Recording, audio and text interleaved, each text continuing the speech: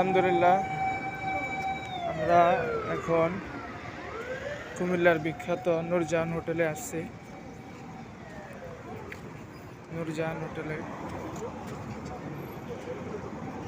বিখ্যাত ঐতিহ্যবাহী নূরজাহান হোটেল।